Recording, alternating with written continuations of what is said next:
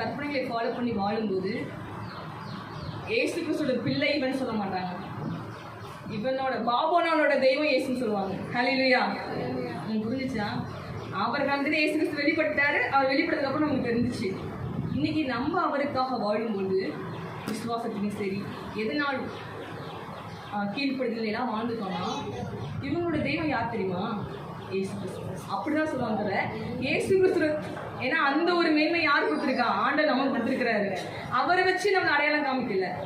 இவங்க இன்னாரோட தெய்வம் தாண்டா அவரு அப்படிங்கிற ஒரு பெருமையை கர்த்தர் நமக்கு கொடுத்துருக்கிறாரு. ஏன்னா அவர் நமக்குள்ள இருக்கிறாரு.